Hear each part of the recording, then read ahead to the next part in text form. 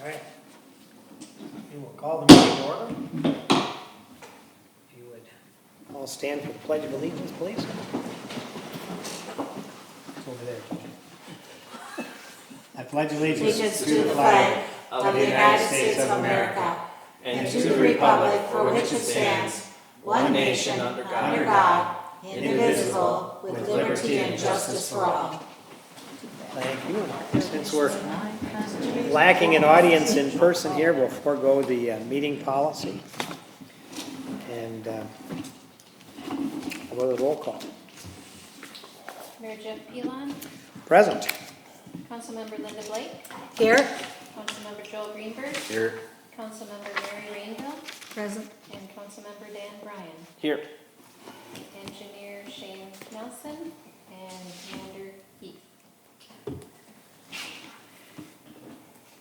All right. Any changes, additions to the agenda? Mr. Mayor, Councilmember Bryan. I would like to move consent agenda item F to council item E.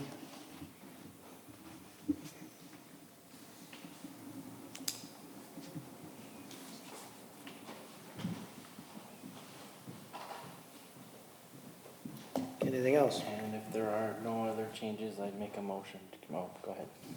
Mr. Mayor, Councilmember Rainville. I would like to, under consent agenda, B, financial report claims, I would like to remove claim number 191043 from approval, and I have had conversation with our city clerk, and she's going to look into my concerns. All right. So that will just be withheld, and you'll follow up on that? Yes. All right, and all other claims as noted? All right, any other changes? Mr. Mayor, Councilmember Rainville. I'd like to clarify something. On that claim number, there are 3 entries, and the last entry for October is, I'm not going to hold that part. It's the 2 earlier entries. And you've explained that? Yes. All right, anything else? Seeing and hearing none, motion to approve as amended. Do we have a second? Second. Motion a second, any other comments? Seeing and hearing none, all those in favor? Aye. Aye. Opposed? Motion carries. Commander, you're up. You can find your way across the room there. Well, I'll make it.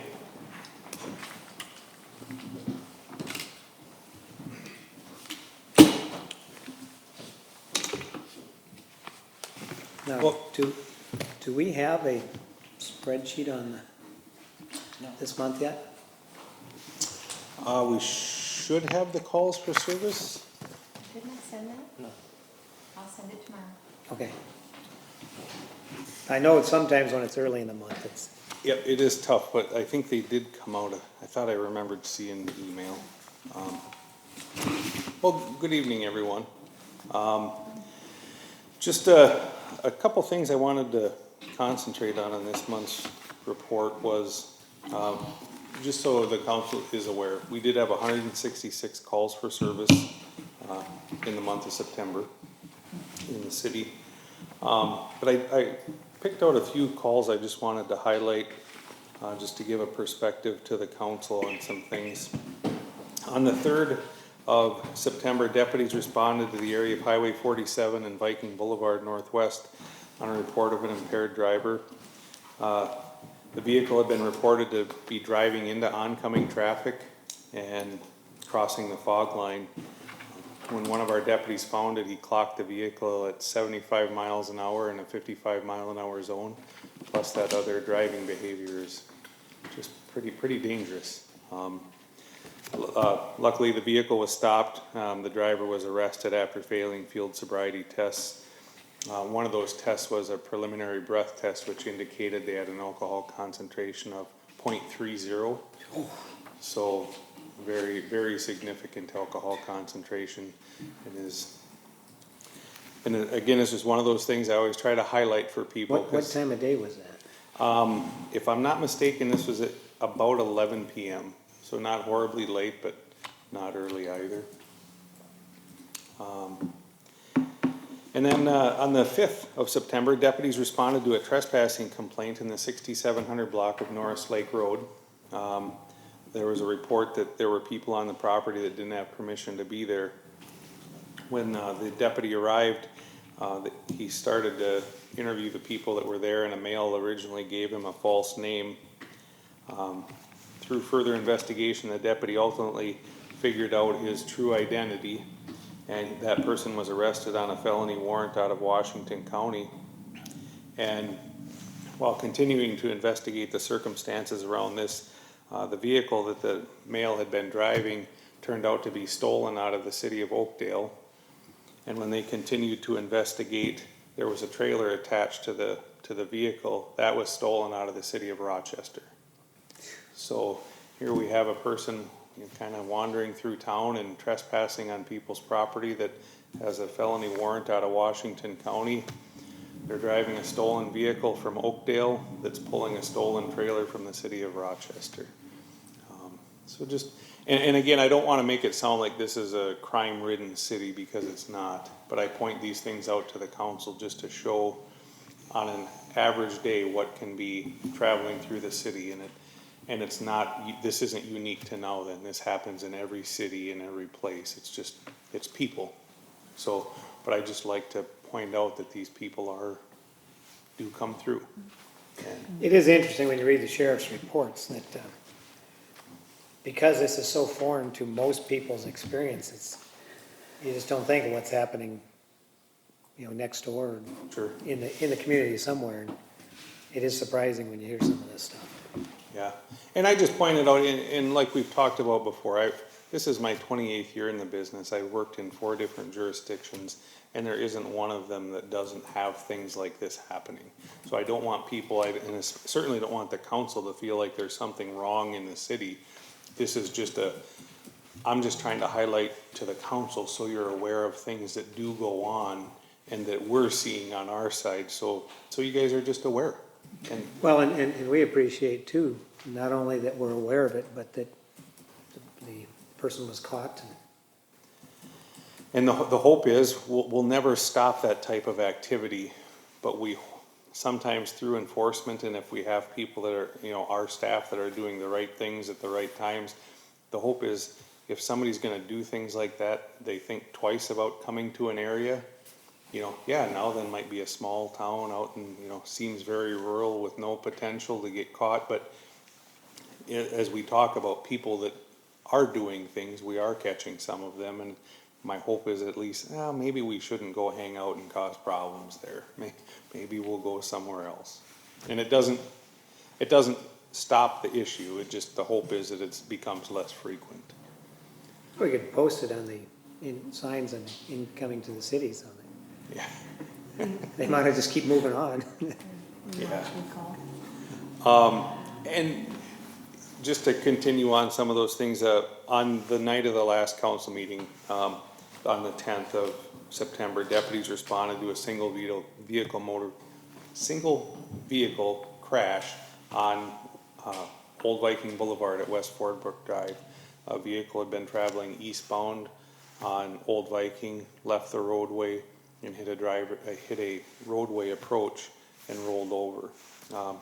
When deputies and medical personnel got there, the person was gravely injured and ultimately did pass away at the scene. They were pronounced dead at the scene. Unfortunately, that was despite all the life-saving efforts. Fire and rescue and medical personnel tried, but weren't able to save the person. So the investigation into the crash is ongoing. There was nobody else involved, no other occupants in the vehicle. So now we try to piece together what we can of what may or may not have happened, and sometimes we don't get very good answers. And that one was a Nowthen resident? Yes, it was.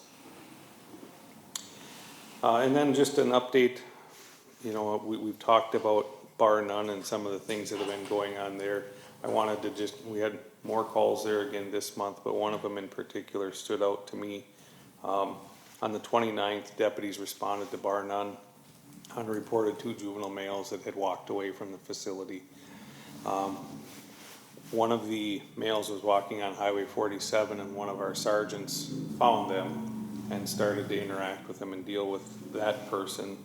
And while the sergeant was dealing with him, that male became combative and started to fight without any provocation or anything else with the sergeant along the side of the road. And it ended up in quite a wrestling match with the two of them wrestling down in the ditch, and ultimately the sergeant was able to get the subject pinned down, but wasn't able to pin his hands. He was just able to get the body down, which unfortunately happens. And the male subject struck the sergeant repeatedly and violently in the head with his hands, and was trying to kick him in the head and the whole 9 yards. So very, very violent young individual. Ultimately, he got him into custody. Some of our other staff arrived. They got him into custody. Nobody was severely injured or anything like that. The sergeant is okay. The other juvenile that had fled, while they're dealing with this one, that juvenile was found in a stolen vehicle on Highway 10 in Coon Rapids. And later, through the investigation, they learned that somewhere on the premises at Bar None, there's an office or some type of enclosure that has windows and contains a lockbox for keys for vehicles. The window had been broken out and a bolt cutters had been used to cut the lock on the lockbox. And then that other juvenile stole a vehicle that was part of Bar None's fleet, and then was ultimately caught by the state patrol down in Coon Rapids on Highway 10. So just trying to, there's a case in point of some of the things that go on up there. And, first of all, that's the first individual that was dealing with our sergeant. That's a very, very, very violent way for especially a young person to act. And glad it turned out the way it did. Not glad it happened, but I'm glad it turned out the way it did. And I'm glad nobody was seriously hurt, and I'm glad that the other individual was found before he got too far with the stolen vehicle. So along those lines, in light of the bit of information we have, I ask you, Lori, we've not been able to locate any CUP from us or from Oak Grove. Right. So I would like the council to consider that we address with the attorney, if there's no active CUP, do we have legal action to cause them to cease operations until they get one? So I would move that we direct staff to contact the attorney to inquire if we have the right lacking evidence of a CUP to cease operation there until they get something. I would second that. A motion and a second. Any other discussion? Mr. Mayor? Councilmember Bryan. Yeah, if anything, that you would think that would spark open conversation about what's going on. Well, if we have the legal right to say you don't have a CUP, therefore you're operating illegally, and realistically, since for decades everybody thought it was Oak Grove, if they can't find one, now it's possible somebody in the organization can come up with one and show it to the cities, but short of that, I would say our request would be to cease operation until they can either show a CUP or apply for an IUP. And if they did, then we would have criteria, we'd have conditions that say if you violate these, we won't pull the IUP. But short of, it could be somebody's got one somewhere, we just don't know where it is. But yes, the idea is to force action, because we're not getting better. Mr. Mayor? Councilmember Rainville. If it is found that Oak Grove, even though they have it in their possession, or none has one, we're not Oak Grove. Nope. And they are in Oak Grove, so even if they have one, it's really irrelevant as far as. Yeah, I just, don't know. I just want to make sure there's no legal ramifications saying they were grandfathered in. I'm sorry if they were in the wrong city and they got the Yeah. permit from the wrong city. It shouldn't affect us, but We need to find out legally what. to me, it's worth investing in the attorney to find out and get it right. So is the property on now then? The driveway is in Oak Grove, and when you get to the first building, it's mostly on Now Then's property, and all the rest of the buildings are in now. Okay, so do they need a conditional use permit from now then to Yes, operate? because they are operating a And we can't for-profit find that we've ever business. given them one. No, because we thought it was Oak Grove. Okay. That's why I suspected we don't have one, because we never thought they were in our city. And we didn't find out they were until after we became a city, so the suspicion is they've never had a permit. Okay. But anyway, so that you can let your partners know that we're moving Okay. aggressively. And for us, it's just a matter of, in the course of normal business, when we deal with someplace, we have, usually the jurisdiction that we're working with has some type of recourse with the business. You know, like I explained to the mayor, if this was another type of business that was residing within the city that was generating this type of activity, there would likely be something that the council would do, you know, to try to work with them to, we're not saying they can't be here, but we have to do something to reduce this type of activity that's going on here. It's just becoming, you know, it's getting more and more, dangerous, and we've seen over the, Escalating. yeah, and that's not what we want. We, you know, we understand that there's a need for treatment for these individuals, and if it's here, that's perfectly fine. There just has to be some structure in place to, how is the facility gonna deal with it when people get out of control? And then, you know, what does that look like? Are there other measures that need to be taken so it's safer for their staff and the citizens and our staff that are responding to these type of events? Well, and months ago when we met with them, that was one of the things that came up. People just walking away and being picked up in 47, Yeah, knowing that there's gonna be an incident. yeah. And, That was Greenberg. We had talked about the different kinds of facilities. This was an open facility of sorts where there was no locks. Or they were locking them in or some sort of. They're not allowed to lock them. Right, so let's say, there are no CUPs, IUPs. They do, apply for one through now then. Could we put the stipulation in there only if it is a lockdown unit? There would be a long discussion on what the conditions would be. The type of client they have right now, they used to have two types of clients. One was able to be locked down, one wasn't. And the one that was went through Department of Corrections. The Department of Corrections came in earlier this year and shut them down for violations. So they dropped those clients, and they're no longer under Department of Corrections, they're now under Health and Human Services. Department of Human Services. So they're under Department of Human Services. So the way they're choosing to operate right now, they can't lock down, even if we required them to. And if that would be, if they're gonna operate a facility here, we would set the conditions under the IUP, pending what our attorney tells us.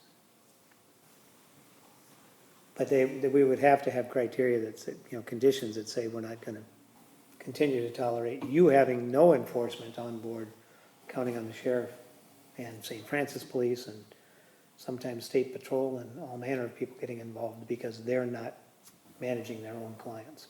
And this may be a little bit premature, let me know if it is. Could we put the requirement in there that they pay for any services, that the police render? We have had that discussion, we met with them, that there's cost to the city, and what do they want to do about that? And they weren't prepared to answer yet, but premature until we get to an actual request for an IUP. Okay. Anybody else on that one? And Mr. Mayor, if I may. Yep. I'm sorry, I didn't mean to interrupt what you were doing, but I. No, not at all. If there are conversations, if the council would like to have a workshop or city staff would like to have a workshop or something, we'd be glad to be part of the conversation and give you our opinion. So you don't feel like you have to try to walk through this alone. We'd be more than happy to sit down and try to partner with what does a good resolution look like from the city and the sheriff's office side together if you have to approach bar none with something. So please don't feel like. I think that if it comes to that point where, first of all, we find there's no CUP and we can require an IUP for them to operate, I think at that point, we get together with the sheriff, the St. Francis PD, the county officials, and come up with something that's reasonable but enforceable before we'd even consider anything. Short of that, they've got to run a different type of operation. But it is in a residential ag area, and so it's not it needs a permit to operate there, I believe. We'll wait for the attorney's decision on that. All right. I don't know. Additional information? Pardon me? Any additional information? No, I don't have any other information, but if the council has any questions or staff? I have a question. When we have an accident like this fatal one, is there an average length of time it takes for them to get help to that person? And is it longer than it is in a community that has more? I couldn't tell you what the average time Emergency is. And on this particular call, I don't know, I couldn't even tell you right now how many minutes it took from the original 911 call till the time somebody was on scene, because I just didn't look at that closely on the call. I could find that out. But when we've looked at our response times in the area in the past, historically, they've always been very good for being a rural community. But I don't know what the average is for the city, and I don't know what the average was, or what the number was for that call in particular. And what's unique out here is somebody has to actually see it. So if they did this with nobody around, it wouldn't be until somebody actually saw the vehicle there. We've had some of those where somebody sees indications the car's left the road. If somebody was following them or oncoming, we get a quicker response. But my experience has been out here, whatever deputy is in the area responds quickly. But in a case like that, we also have St. Francis and Ramsey PD that show up immediately. And our fire department does scramble from their homes, but their response time is extremely quick. So as far as rescue, it just depends on who's around when the accident happens. And obviously how severe. If they hit the road crossing there, I would imagine it was pretty severe. Yeah, and the vehicle rolled over after it hit the road approach or the road embankment.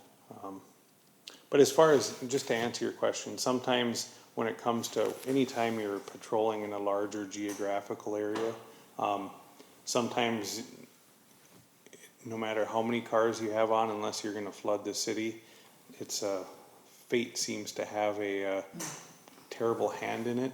And if you have two people in the city of Now, then it's anecdotal experience throughout my career that I'm very rarely in the place that I need to be at the time that I need to be there. So when that call comes in, you're right there. So I don't know what the answer is, but sometimes it just seems like no matter what we do, we're never in the right spot. Right, well, Just based on geography. Probably everywhere it's that way, you know. Yeah. But we do appreciate that even though we don't have full-time coverage, with the countywide car available, and, you know, what I've seen is neighboring communities, the countywide will slide into their community, and one of their deputies will come over that's close. So if they find out right away the countywide car is on the other side of the county, they'll slide into that area, and one of the people from Oak Grove or Andover, typically Andover will send somebody up, they got 24-hour coverage. And So we do get quick response, but in an open area, as everything else out here, we pay a certain price for our large acreage. And law enforcement is a good profession for, if the city of St. Francis is busy, we go into the city and take calls. While if their car or the two cars they have working are tied up, our cars will slide in and take calls there. And then vice versa for us, if we're busy or they happen to be closer, same with Ramsey. If they happen, they'll step in until we get there, it's very nice. Yeah. But it's just a reciprocal thing. It's been an ongoing thing for the 28 years I've been in the business, and it ultimately just serves the public better. When the boundaries are a little bit, we can flow over them a little bit nicer, so. Good. Anything else for the commander? Thank you, sir. Hopefully you don't have to run to an emergency tonight. so. Oh, I as well. If nobody has anything else, I'm gonna adjourn for the evening. Thank you, sir. Thanks. Good night, everyone. You too. And I don't know if you wanted to speak to floor items? No, I just wanted to become more involved. I live in Melvin, and there, and the election's coming up and stuff, so I just wanted to. Oh, be give us more a year. involved. Give us a year. No, we welcome you, so. Thank you. All right, consent agenda. Mr. Mayor, Councilmember Bryant. motion to approve the consent agenda as amended? Second. Motion is second, any discussion? Seeing and hearing none, all those in favor? Aye. Aye. Aye. Opposed? Motion carries. All right, road assessment roll discussion.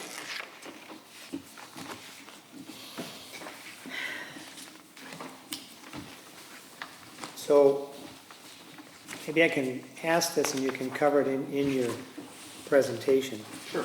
So as I was looking at the assessment calculation worksheet, on each project, there's a forecasted remaining construction cost expense retainage. Are there items yet to be done? And what is the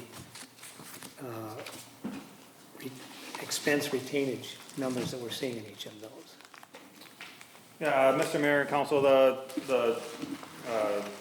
street project is substantially complete. There are a couple of punch list items, most of them are pretty minor. One of them, for example, is just establishing turf, and that's just a matter of time, waiting for grass to grow.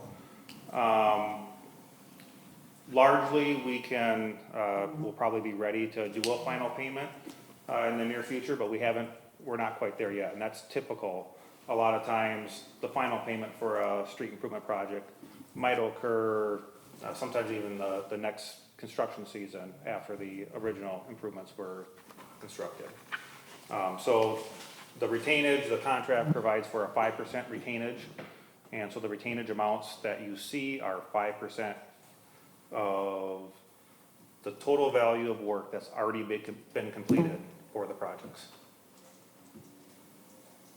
And then, have we paid the rest of it, saved for the retainage? You have paid the lion's share of it. I believe you have a claim tonight, somewhere in the ballpark of $16,000 for payment to North Valley.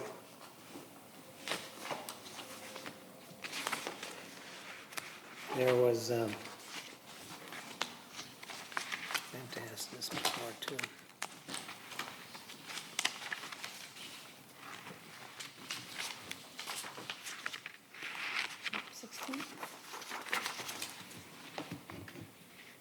Yeah, there's another one here. You may also have the testing invoice for Yes, processing tonight, probably with geotechnical. yes. So is that part of it as well? Those are included here in front. So then, the question I have is more for Lori than for Shane. On those payments, so the engineering portion of it, the 16,000, that goes against our engineering fees. How do we tie that in with the monies that we borrowed and assessed to the residents when we have the engineering fees? Is it showing up on what we told, our total amount that we're paying engineering? How do we tie that back into the actual assessed portion? Mayor and council members, Shane does separate the invoice so we know what portion is for city engineering fees and what portion is for the road improvement project. And so we do have a line item that we're paying all of our 2019 road improvement project funds out of, so it's coming out of the same area. So like is it Hogue or who's doing the testing? I'll go. So that would go against the, The road improvement project. okay, and so you're able to separate those? All right. That was my question on that part. Okay, sorry, go ahead. Okay, so as we kind of already covered, the 2019 street improvement project is substantially complete. We went through and tallied up all the costs to date. We have just a few minor costs that are forecasted at this point, but we, at this stage in the project, we have a really good idea of what those remaining costs would be. Some of them have already been incurred. For example, there's some work put into doing these calculations and preparing the updated assessment rolls, that just hasn't been invoiced yet, so. So anyways, we have a really good cost, or a really good estimate of the cost. For Old Viking Boulevard, we are basically completing that project right at the original project budget. So the original project budget was $840,480. If you notice, I kind of have a rounding factor in there. And we never can predict or forecast the final cost within, $1 or $10 even. We try to be within 1% or within a few thousand. If we can forecast that close at this stage in the game before the project is closed out and final, that to us is our goal. And so again, Old Viking Boulevard was completed right on budget. The original assessment was 50% of the cost to the benefiting properties. But one thing did change on Old Viking Boulevard. So when we went through and we were preparing the updated assessment roll, we were having problems lining up the properties, because we always go through each individual property, check it against the county GIS system, and look for owners that may have changed. Well, 2 properties were combined with the adjacent lots, and the one property was the last name Schwartz, and the second property was the last name Bettinger. So previously we had 67 benefiting properties. However, 2 of those properties have been combined, so we now have 65 benefiting properties. Our recommendation would be that the city just pick up those additional costs. We wouldn't recommend having another assessment hearing again to change the assessment amount. Occasionally this happens, and it's the most common thing to do is the city just picks up those additional costs. So that's an additional 12,000 to the city? It is. So with that, for Old Viking Boulevard, we'd recommend, just sticking with the original assessment amounts that were originally noticed and we discussed at the assessment hearing. All the other projects, we actually came in slightly under budget. So Halla Street, for example. Could you repeat that? Yeah. All the other streets, we came in slightly under budget, which is good news. And it's usually our goal to estimate just a little bit high. We'd rather come in right at budget or just slightly under budget than consistently over budget. So, Halla Street, the original project budget was $136,000. We're forecasting that will come in at $123,400. Again, we're 50% of the costs are assessed to the benefiting properties. Therefore, if the council wishes to pass those savings on to the property owners, we could consider lowering the assessment amount from the $6,800 that was originally proposed to $6,170. So, I know we had some discussion on this previously. In some cities, they actually just retain that towards future projects, is that? In some cities, just lower the assessed amount? Correct. Council, I would propose we assess the lower amount rather than retain the full amount. Does anybody have another opinion? And obviously, we'd be doing that on each of these, but we'd be covering our cost. There'd be slightly less for the residents to pay. Anyway, in this case, it's, $300 to $600. So pass the savings back to the residents? Yeah. That's All right, I'm hearing a yes on that, so. Okay. Nobody disagrees, so we'll pass it on. Mr. Mayor, would you like me to go through the remaining projects, or we already had a chance to review them? I reviewed them. Anybody have any questions on them? I think once we've decided to pass those savings along, I think it's, the forecasted numbers look good. Okay. So, Yeah, so anybody have it- any difference of opinion on the council? All right. It results in savings on the assessments anywhere from about $200 to, I think the biggest one was Hallow Street, it's closer to $700, Yep, 630. 6:30. Garnett Street also had a pretty good reduction. Garnett Street, So- one benefit there is we actually just have more density. So a lot of those lots on Garnett Street are narrower lots and they're really deep. And that narrow street frontage really helps, and that's why when we look at the assessment for Garnett Street compared to some of the other ones, why those are lower than, say, Meadows of Verde Valley or Rolling Hills. Interesting. So, you're saying, other than some minor things, everything's done. So Garnett originally, there was concern about a rough surface. And I know North Valley was gonna go back out and maybe roll it crossways when it was warm. Did we get settled out on those roads? Yeah, they are better, they're much better, I drove them just last week. And they did go out on a nice warm day and cross-rolled the cracks. What happened there, there's the crack filling material that we put in our roads, and it's necessary to prevent water intrusion in the cracks, but when you have a lot of that crack filling material, that material is a liquid when it's 300 degrees. You know, so in order to apply it, they heat it up into a liquid, apply it to the road, it cools and turns into that elasto rubber. So when we put our bituminous mix on, that's also 300 degrees, that melts that rubber material and can cause that surface defect. So there's a little bit of a strategy if we're planning on constructing an overlay on a road. We might not crack fill it a couple of years prior. You know, we don't want to totally neglect crack filling. Don't get the wrong message there, but the more rubber material that we have on our road, the more of those surface problems we can expect. Now, in all my experiences, even when I've had one situation where it was probably as bad as Garnett,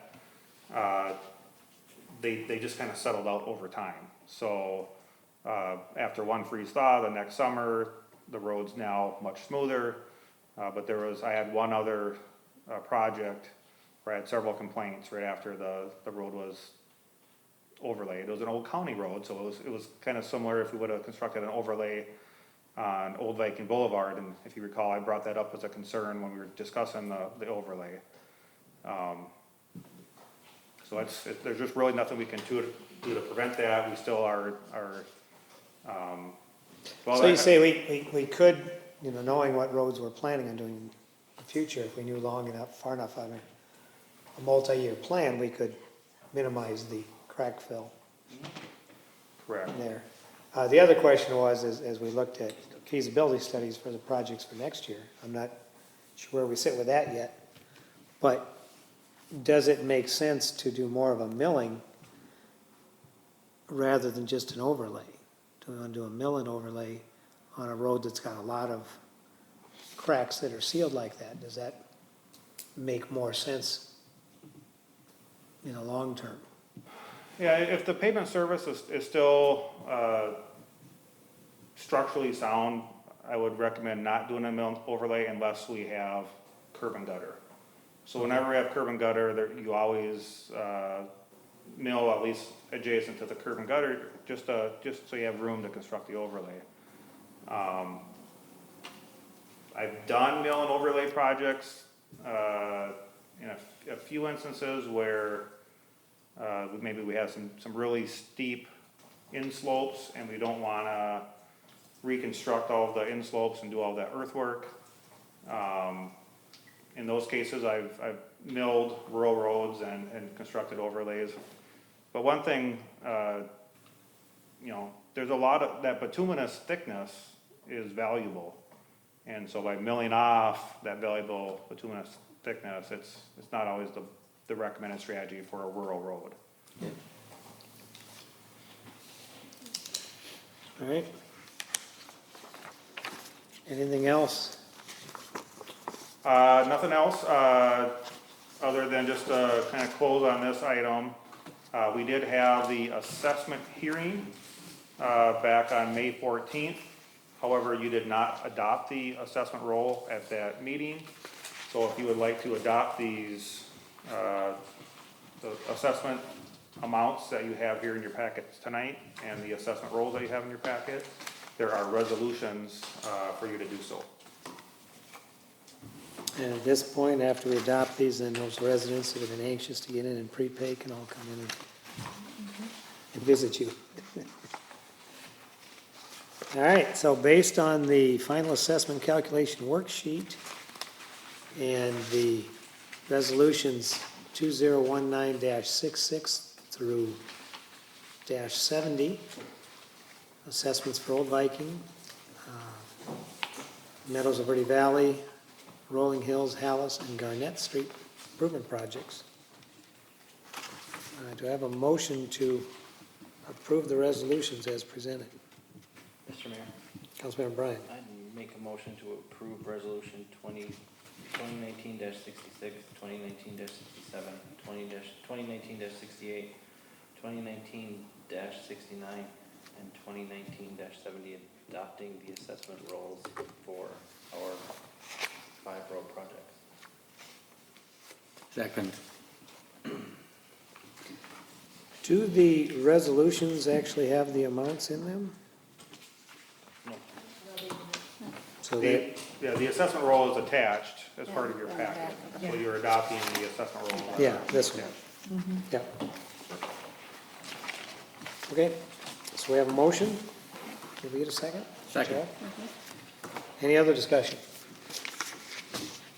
Seeing and hearing none, all those in favor? Aye. Aye. Opposed? Motion carries. Thank you very much. Thank you. Good job. Good job. Now feasibility for next year. One thing that we discussed at the last time I was present was, reaching out to the city of Ramsey and talking about a project in the Rogers Lake area.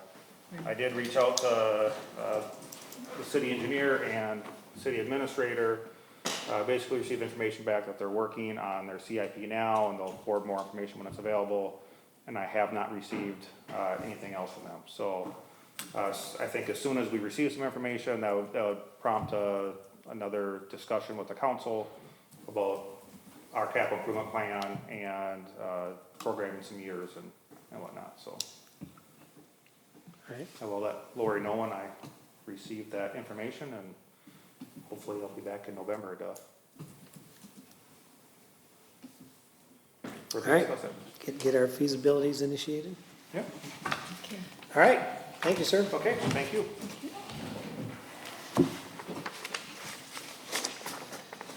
All right, council item A.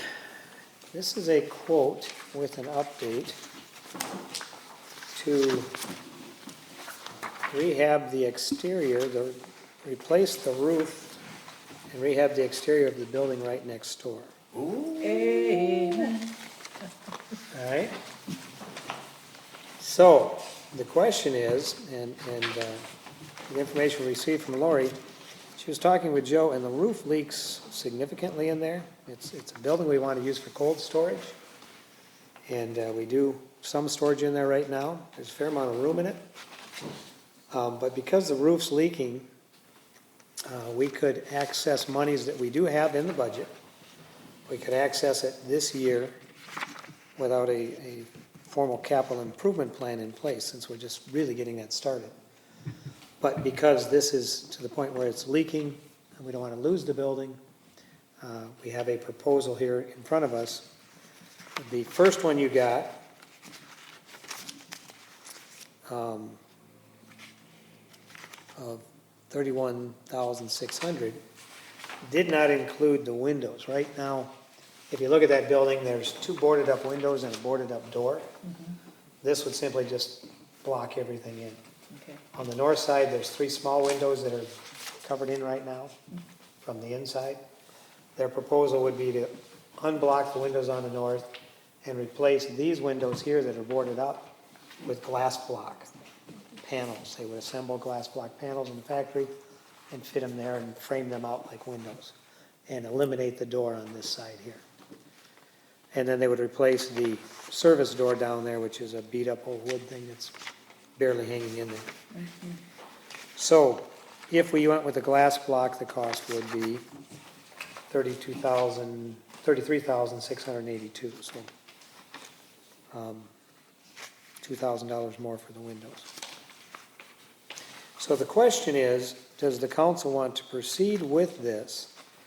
And if so, I would recommend that 2 council members be appointed to work with Lori on color selection. And the materials are all here. It's an LP siding, but there's a pre-finished, there are choices of pre-finished siding. And so for final appearance and any questions on it, 2 council members could work with Lori on this to move this forward if the council would like to. If the council would like to see something else done here or nothing done here, then we can discuss that as well. Mr. Mayor, Councilmember Blake. I think it's a wonderful idea to fix up that building as Bit of it an is eyesore. an eyesore. And it's anyone coming in to our city who sees that, it's just not a good representation of our city. So I'm 100% for it. And I think the glass block is a nice idea too. I It just certainly think brings a it'll- lot of light in. Yes, and I think that's a good thing. I am for that. Other council. Mr. Mayor, Councilmember Greenberg. I think Linda would be a great person to work with Lori on this for selection of color and design. I'm curious, do we want it to match the other buildings that are that way? Will it be any of those materials? Will it be something completely different? I would like to be the other member, if the council would approve that. If you look in the packet here, this is an LP siding, which is a constructed material, bug-proof, water-resistant, high strength, so it would be lap siding, 7-inch reveal, with shake material out of the same siding up in the gable end. So it would look like a newly constructed home. So it would not look like our steel panels. It would look like a painted Great. painted house. That's what it would Great. look like. Or a attached or a detached garage more. Mr. Mayor, And what they'd be doing is actually raising the roof, because you've got 2 buildings that were put together over time there, and you've seen the angles on the front. So this original garage roof line would go away. This flat roof line, which is leaking badly, would go away, and a traditional 512 gable would be put on there. And so this south wall would have to be built up to be level with the north wall. But it would be sided and shakes in the gable. We would just have to decide if we want a metal roof or probably go with a roof like we have here with an asphalt roof.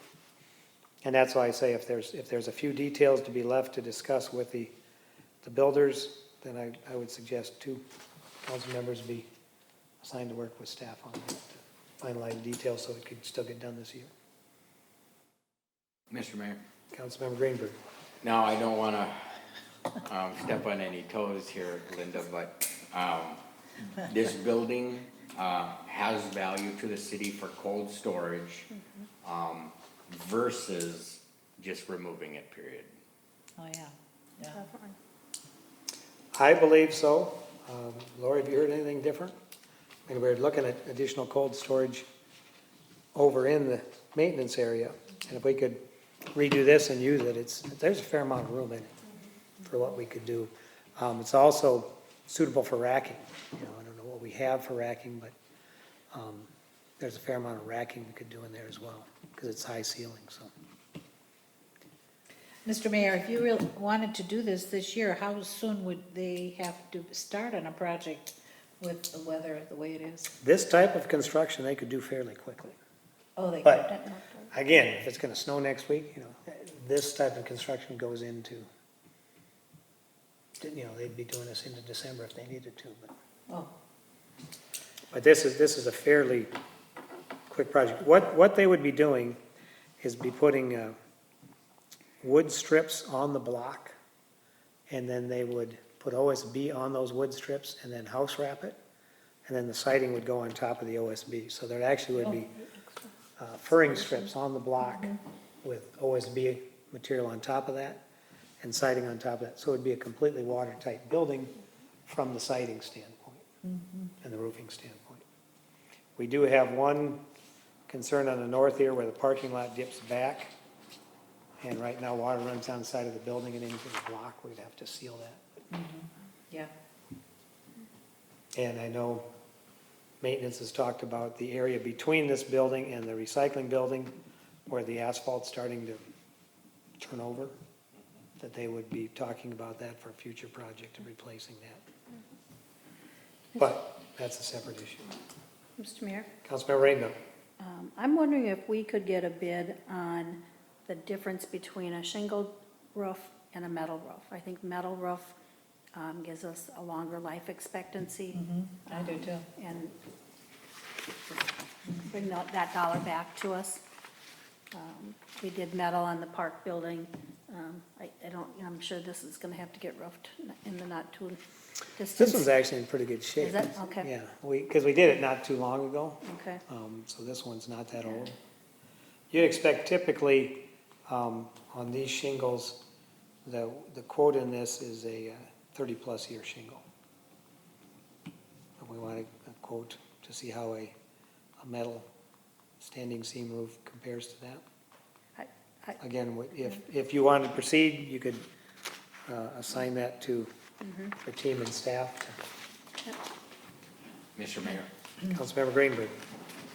this building here, Yes. in the future, if it were to need some sort of makeover, would we match it to that building, or would we kind of design its own thing so these two buildings would be looking different and we wouldn't try and match the rest of At it? this point, my expectation is because we've got a stucco building with no exterior issues, other than we have some, on the brick entryway here, we have some leakage.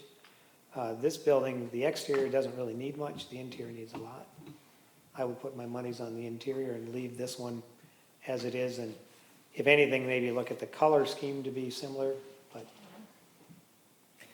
Mr. Mayor, but isn't So there, that one's gonna be lap siding. I wouldn't wanna put lap siding over stucco that's in good shape. Yeah, Mr. Mayor, isn't there stucco cracking on the front of this building? The street side? Yeah. I think that there is some, if there is, I think it's minimal, other than the brick. There's some on the entryway here, where they stuck it over the brick. well, we'll look in the daylight, but is it possible in the future we could consider painting this stucco to make it a little more updated looking than this white? Certainly could. I don't You imagine could that also would be take a that look at costly. putting lap siding on the front that faces the road to match this building too. Well, if you don't want stucco on the. But I think that goes Lap into- sliding over the stucco, I understand, but maybe painting it Yeah, and to me, that would be what we want to talk about in the in future. our capital improvement plans. I appreciate what Lori and Lori have been able to do by Yeah. saying, be disciplined, have a plan and work a plan. Yeah, This one, because we got a leaking roof, we don't want to lose the building. So this is really why this is more urgent. And I said, if we, anything in this building, the best of my knowledge, the exterior is not leaking anywhere, but the interior needs some tender loving care. Maybe kind of like what's going on in the church lobby across the road there. how do you know about that? It's my job to know everything, Joel. Mr. Mayor, Councilmember Bryan. I just have some questions, regarding this project. Does redoing the whole roof and the lap siding, is that necessary to fix the roof? I'm just not sure if, spending $30,000 is necessary at this time, knowing we have some concerns about, potentially using that money elsewhere for some other expenses that may be coming along shortly with the fire department. I'm just curious if there's other options instead. The options that were discussed, and actually Andy was involved in this, Andy, our building official. The problem is if you look on the page is numbered, but the page with the, second page with the sketch on it, you've got the original building on the south, so it's got one roof. And then when they added the new building to the north, they put on nearly flat roof. And so first of all, to get it to look uniform, they needed to raise it somewhat. And to avoid the flat roof over here, and you keep this wall, you've got to bring this wall up to it. If you're bringing this wall up to this wall, the gables are relatively inexpensive portion of that. You know, they can have the trusses made relatively simple. To actually try and get these roofs to not leak and get a uniform appearance, you wouldn't get the benefit. Because originally they were trying to figure out how to tie in the old garage with this semi-flat roof over here. And I said, it's for cost effective, you're better off just raising this wall up so it's even with this one and put new trusses all the way across. So the roof itself is most of the expense. So if you're re-roofing this building, rather than just trying to get away from the flat roof that was causing leaks. So. The monies that we have set aside is for the building fund. I don't know that we'd be necessarily dipping back into that for the fire situation, but and we do have funds set aside for building improvements. So, So is the roof leaking part then on the north edge? it's pretty much on that whole north bay. When I was in there, I guess it was when I was there with Andy and the construction company, that's when I realized it's dripping all over. Now, talking to Joe about it, he said it's been leaking for a while, and we just didn't know it because they're not using it anymore. So, but if you actually go in there during a rain, you'll find out how much it's leaking. And to my knowledge, I didn't see any dripping on the left side, on the north side, south side, I mean, but a fair amount on the north side. So. Which makes sense because it's the flat side. It's a metal roof. So. Is it a metal roof because the water's coming in where like screws are, or? Doesn't appear to be. I don't know where it's coming in. It's probably coming in a screw somewhere and running down and dripping off a joist, but it's too high for me to get up there and see what was actually coming in. I just knew when I got hit that, oh yes, it does leak. And we know that when you took the hay wagon out of there, there was water pooled after our heavy rains. Mr. Mayor, Councilmember Greenberg. do you think Dan Bryan would be a little more comfortable with this if we postponed it till spring? I think your cost will go up. I don't know if the fire transition's gonna happen between then and spring, and if there'd be any cost revolving around it. If we postponed it, that money would be available. Would it be inappropriate to use that money for some sort of a fire-related emergency fund? Well, whatever we do for fire, we're gonna have to budget for it, because it's gonna be ongoing, short of buying equipment, I guess, but. What do you think, Dan? Mr. Mayor. Councilmember Bryan. My concern is just, I'm just still trying to get wrapped around having to do, redo the whole siding and have to basically put a whole new roof on it when, if the roof's leaking, what is the cost difference between just re-roofing and putting an entire new roof on it? or identifying where it is leaking and address those concerns with. Well, part of it is just looks, it's not a very attractive roof Complete- line. I completely understand that. I'd hate to put any substantial amount of money into something and not have it look better than it is. I mean, it's a block building with a tin roof. It's, and that's what we first said, just re-roof it. And they said, what you can end up with is probably not worth the money. Because you still have two buildings crammed together. I mean, it was, like I said, it was a small maintenance garage to begin with the new, the wider bay put on the north side. So it really was cobbled together to begin with. That's why they're saying this fixes it without adding significantly to the cost. And if the trusses are a reasonable amount of that, if you just re-roof it, you still have a short wall in the south here. And you know, both bays would then be the same height. Well, right now they're not. So is that middle wall going to be removed then? To my knowledge, no. No. There's no plan on removing that at this point because I'm guessing this is a load bearing here off of the old roof here. So if you re-roofed, that's definitely a load bearing. If you put trusses in there, it's going to go from wall to wall, and potentially you could remove that center wall. If your trusses go north to south. But right now, it's a load bearing for the old garage, the south garage. Mr. Mayor, Councilmember Blake. has there been damage done to the inside of the building from all the leaking? That has to be repaired also? No, it's a shell right now. There's a drain on the one side. When it was a maintenance garage, there's a catch basin drain. Okay, So any water going into that side goes into that catch basin. The other side's concrete and it gets deep enough, it just runs out the front door. okay. Right now, there's an old compactor in there that probably should move up to the recycling building and some sign storage, and that's about it right now. Mr. Mayor, Councilmember what Greenberg. would we put in this building then? Right now, this is where we store the farmer's market trailer and then other cold storage that we want out of the parking lot. Rather than move into the maintenance building, move parking lot cold storage into this building.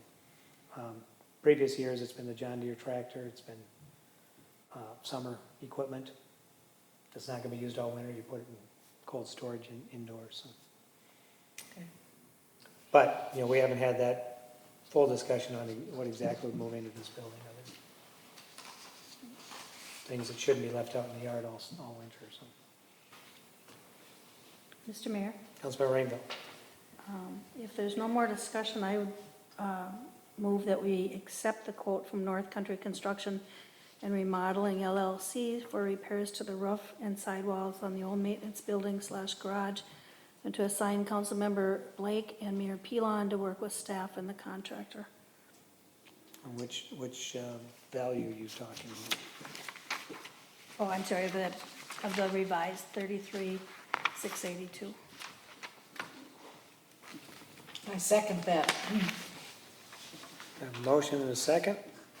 Any other discussion?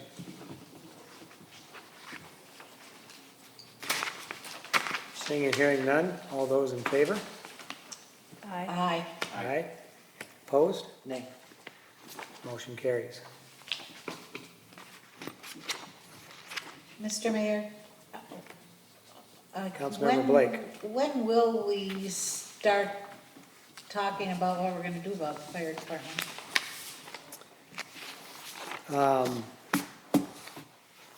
When we hear something from the city of Ramsey. They haven't definitely told us that. We There. will need to see something in writing. Okay, There's been some conversations that the chief has had with the fire department. He'll be meeting with his firefighters tomorrow, potentially with the mayor and the administrator from Ramsey there, and myself and Lori at least one of those meetings, to hear what the chief's saying and hear the firefighters' questions.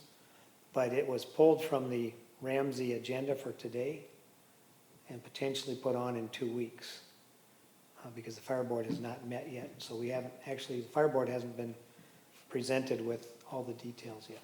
Okay. So I would anticipate we won't be doing anything for at least 2 weeks, because we're waiting for Ramsey to actually vote. My understanding is they had a workshop where they discussed putting it on their agenda, but they actually have to vote in approval to make changes. And those that have concerns have 2 weeks to lobby. So until we hear something in writing from Ramsey, we're just, not a whole lot we can do. Okay. Lori's done her due diligence, she's contacted cities to see what their interest is, and at this point, that's all we can do, because we're not in charge of anything right now. Ramsey employees and Ramsey decision. So, Mr. Mayor, Councilmember Blake, is there a possibility that it might not happen? I'm not gonna speculate anything, there's all kinds of possibilities. Okay. But there has not been a vote. There's not been a vote, and so what exactly happens and what form it takes, would all be speculation at this point. Okay. I know that firefighters are lobbying different ways. And I'm guessing that they've been sharing their opinions with staff. But at this point, our understanding is we don't control anything. We're waiting until Ramsey makes a decision, and then we'll discuss from there. Okay.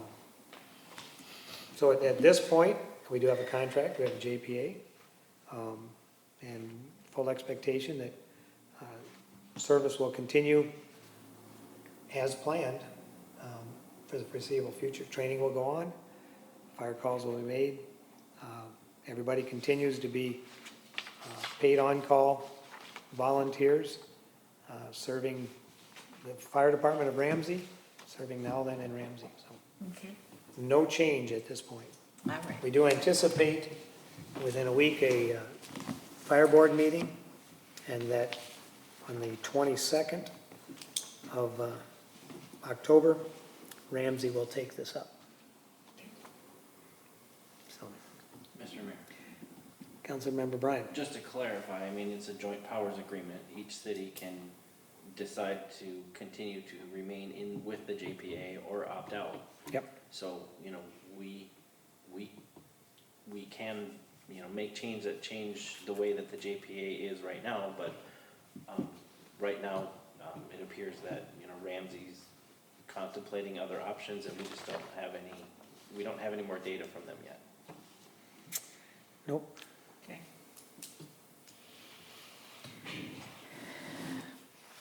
So we'll know more in 2 weeks and a day. So, and if there's anything pertinent to the council, it will go to Lori, and Lori will send that out to the council. Should there be something that requires our action, then we would call a special meeting to do that. But at this point, our anticipation is wait and see what Ramsey actually does on the 22nd, if this is on the agenda for the 22nd, and then proceed accordingly.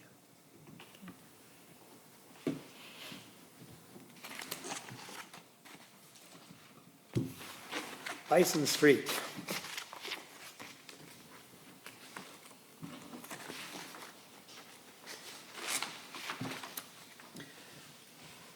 Question on the bid we got. So the 2-inch asphalt, we need 75 tons, and that's at 95.85 a ton. And the 1.5 inch asphalt, we need 60 tons, and that's at 105. Why is the 60 ton more expensive than the 75 ton? Do we have any idea? Mayor and Council, I do not know why that would be more expensive, but I can check with Joe Blaze and find out. It just seems $10 more a ton, just seems. Unless I'm missing something, it's the tonnage. I mean, 2 inches of asphalt is 75 tons. I didn't know why the price was cheaper. unless there's a discount. It might be a different product. It's the one says 2-inch asphalt base and the 1.5-inch asphalt is wear. I don't know if it's a different product. That would be what I would guess. I would guess that the wear is, so $10 more a ton.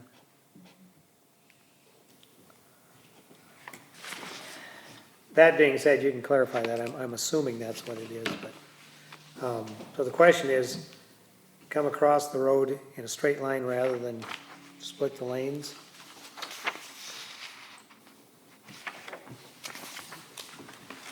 And we knew we were gonna pay a fair amount for that anyway. Anybody got any questions on this? Mr. Mayor? Councilmember Bryan? No, I think if it's recommended that we just do the whole from shoulder to shoulder, and that we'll get a better product out of it, and then we're not, I mean, because this would be, you know, we've had to do 2 repairs now, and that might prevent having to do more on that little street for a while.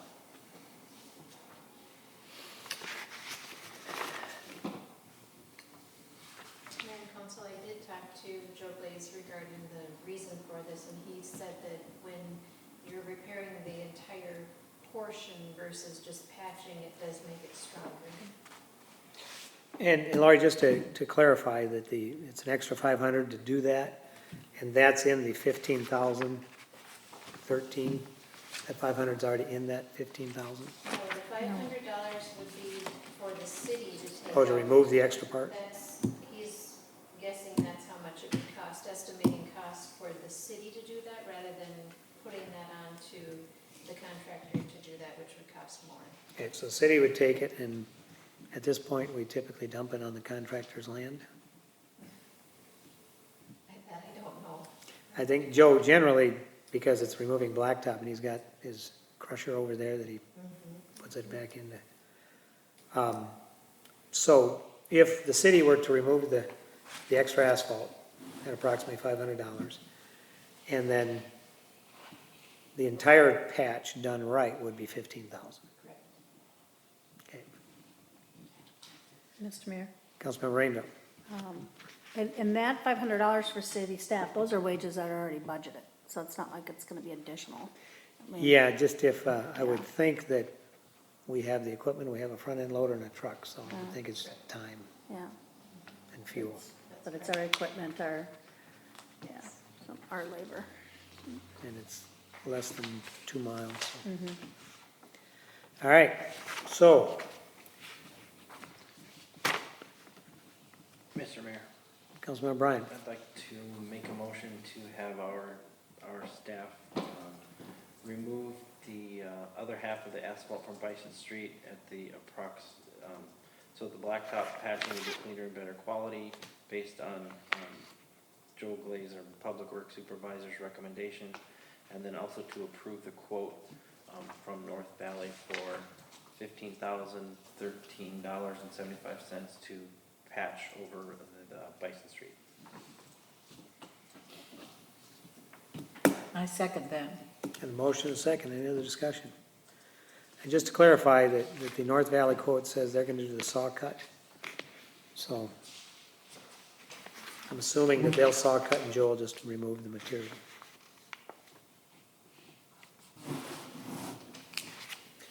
Any other discussion? Seeing and hearing none, all those in favor? Aye. Opposed? Motion carries. All right. Multi-jurisdictional hazard mitigation plan. Linda, you want to take this one? Oh, yeah, right. Uh-huh. Sounds like right up my alley, thank you.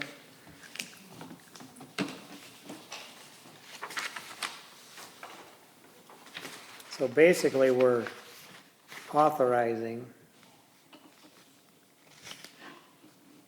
adopting what the county has put together for multi-jurisdictional hazard mitigation. Mr. Mayor? Councilmember Rainville. A question for Mrs. Strike. I was reading through the 300-some pages. Nowhere in there did I see anything about cost. So have you had any conversations or been advised by them that this will cause us to have any additional costs? We're just going along with their program and. Correct. There's Okay. no cost to the Just really- city. All right. This would be, it enables us to apply for the grants. Grants, okay.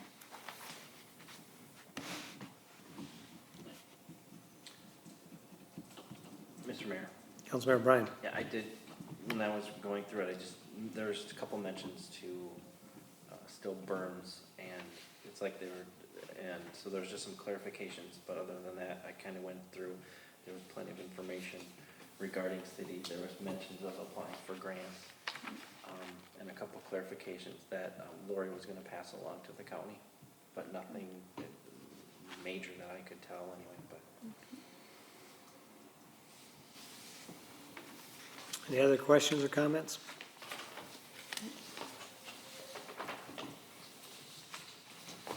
If not, all those, I'll take a motion on resolution 2019-61. I'll second that. All right, we have a motion and a second to approve the multi-jurisdictional hazard mitigation plan for the county. Any other questions, comments? Seeing and hearing none, all those in favor? Aye. Opposed? Motion carries. Next one, -62, is to participate in that plan, in the planning process. Again, the county has regular meetings, and these things do come up at that. They also have a number of things that you've seen online. Anybody have any comments from what they read on this PDF?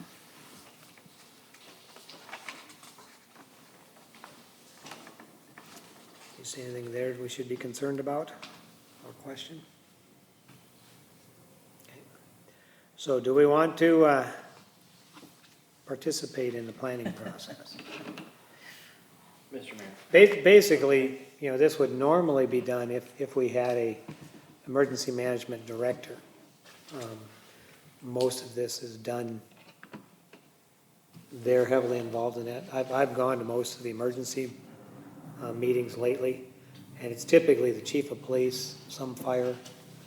Some jurisdictions are actually appointing a full-time person for emergency management, but that's the really big cities. They live this stuff. We just want to make sure that we're participating. So if we ever do need to call in their services, we've been party to the table at this. So, Councilmember Bryan, you were going to say something? Yeah, I would say, I would say because of the grants available to, not that we've had a need for it, or not that a need was identified for it, but if you can get into, there's some mitigation for floods or building storm shelters. One concern was if something was coming during the day, does staff have a place to go? And they're in our current building, so there might be some options or some things to look at for mini shelters. So I would say at this point in time, it's probably worth continuing to participate in. All right. Mr. Mayor, Councilmember Bryan. I entertain a motion to approve resolution 2019-62 of our interest in participating in the multi-jurisdictional Anoka County All Hazard Mitigation Plan. All right, I will second that motion. Any other discussion? Seeing and hearing none, all those in favor? Aye. Opposed? Motion carries. It's the all hazard too. I mean, there's quite a list of hazards that can be, environmental spills. And so they are, the people who live in this world are very comprehensive at covering their bases. All right. Mr. Mayor. F from above. Councilmember Bryan. Mr. Mayor, I just wanted to pull out the storage issue for discussion. I'm, again, just kind of looking at if there are some changes coming that we may have to address. I'm not sure if this is the right time to pursue this storage option on city property.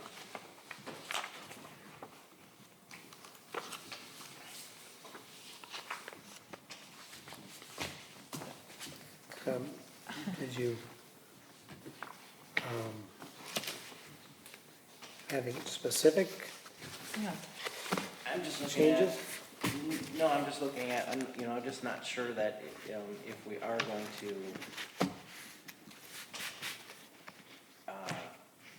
need to potentially look at some sort of training facility, or room, and if this might not be adequate,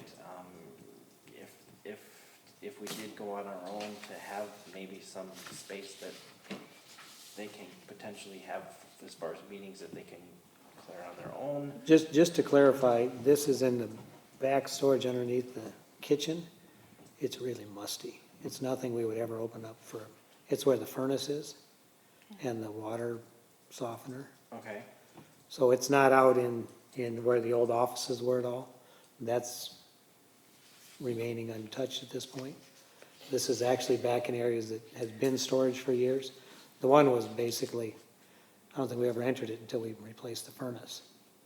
But it's where the water softener is, and because of the drainage on the air conditioners, everything else, it's pretty musty. It's not something you'd ever want to put any cardboard or paper type things in.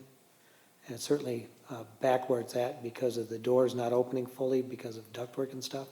You could never have any type of meeting back there. I mean, it's a maze to get in there. So I don't see it affecting any of the actual usable space. There's still at the bottom of the stairs here, there's a copy room. And then there's 2 bathrooms in the back with another wide open storage area. And then the old offices and the old planning department are all still wide open at this point, so. The limited storage between the Lions and the Heritage Festival back in an unused space, I don't know would affect the rest of that. If the city found a need for storage of things that wouldn't be affected by the mustiness, then at that point we'd like change my mind. But at this point, it's nothing that anybody would ever go into those rooms for anything else other than change furnace filters. I think we do have some old computers still sitting down there, but that's about it, so.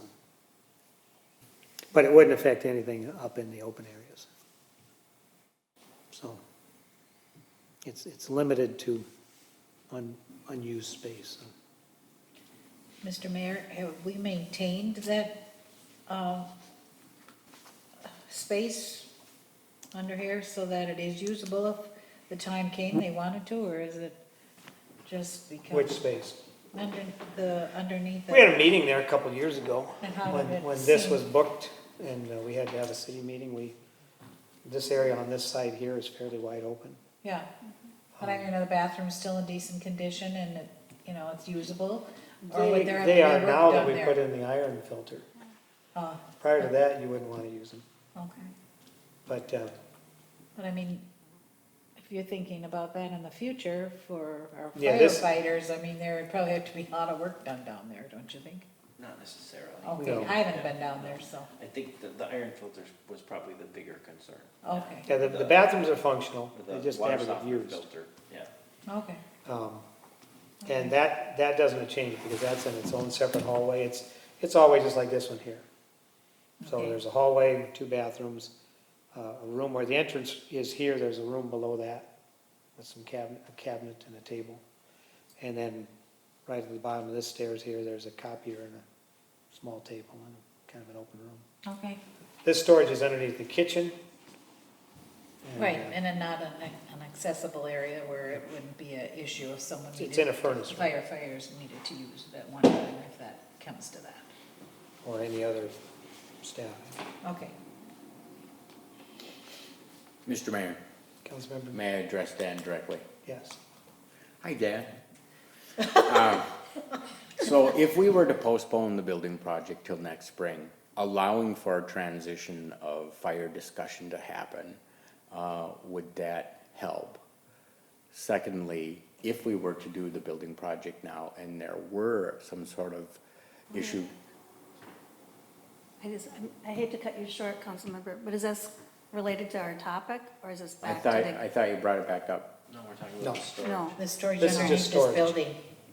in the basement of this It's a building. storage of materials. in this I building. see, I It's thought you were this going back building to we're that. at. No, that we're in. No, this is underneath, using the where the the back office used furnace to be, room right? for storage of Of what? materials from the Heritage Festival. I see. Sorry, my bad. Mr. Mayor, Councilmember Bryant, do we have any idea as to how much space or items that we would be putting down there? there has been a list provided to Lori. I don't know if you've got a copy of that list, Mary? On my phone I do. Out of memory, it's, there are 3 tents, Pop-up tents? pop-up tents that are, you know, in a container that's this big. Square Yep, rectangle. the square, yep. There are 2 clothing racks that all fold up, Metal? the metal. There are 2 wood, like cornhole, a cornhole toss game. There are some bins, plastic bins that have items that are used for the parking lots, so it's flags, caution tape. There's a bin that is for the kids' activity center, so it's paper, chalk, pens, crayons. The other one is for the Now Then shop, so it's decorations that go around the Now Then shop. There's signs, like there's the plastic A-frames. Sandwich No, boards? the sandwich boards. No, So, just give me a cubic feet. oh, I had a, as They're far as probably the 2 by- signs. Just guess in general, signs? everything. Oh, I have no idea. I don't know cubic feet, so. It's, some of it's on it, it would This go on the much? show. Or are we talking more? Well, Mr. Mayor, what, if it fits in that area, what does it matter? Just I would say you're Yeah. probably talking about from what she's described there, Yeah. from me to the wall, from the window to Lori. On shelving or standing. Okay. Standing, yeah. I mean, it wouldn't take up the whole furnace room. Right now, there's old wooden ballot boxes and an old Christmas tree and Oh, stuff like that. maybe we get rid of that. Well, the- I think that might be the seniors. That's the seniors. Oh, I know, it's cubic footage, it's probably not a quarter of the furnace room. Yeah. And there's nothing perishable, there's nothing flammable, and there's, you know, the understanding is that the city takes no responsibility. If the basement floods, it floods, you know, there's no responsibility on the city's side if anything happens, to anything down there, so.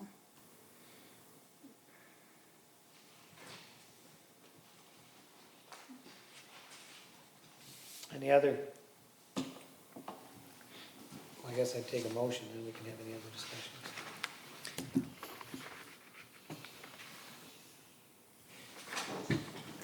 I'll move that we allow the storage pending the city's need for the space. If the city needs the space, then it would have to be moved out.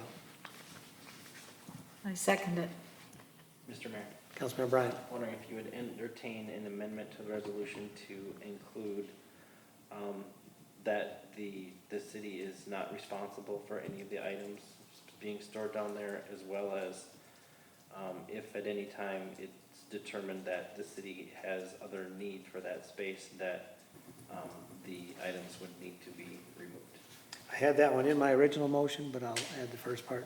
The original motion was to, if the city needs a space, they would have to remove the items.